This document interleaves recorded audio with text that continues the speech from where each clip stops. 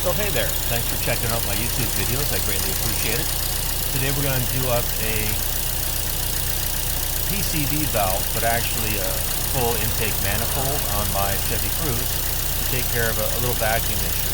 So if you take a look, I'm going to give you a little run through on how I've diagnosed it. I'll leave a link down below on how to do the repair because there's lots of videos out there on how to actually do the job. If you take a look, we close off the PCV valve here, and you can see that there's a vacuum leak that appears, and you lift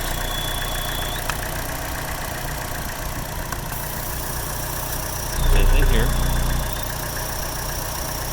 Now the previous owner, there's no vacuum leak here, has replaced this already.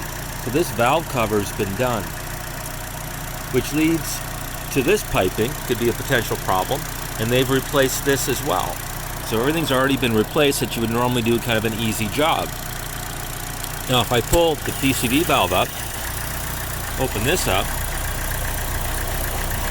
and I throw my, act as if it's in the closed position, see the vacuum comes back up. If I put in the open position, the vacuum disappears.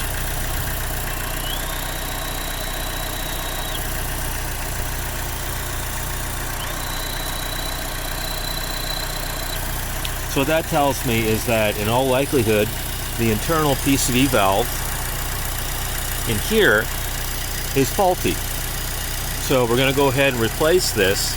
The cost on this was about $137 through Amazon. If I'd bought it locally, I'd be looking at about $180 on an aftermarket piece through a sub company. Or if I went to a GM dealership, I think they were around $225 or $230.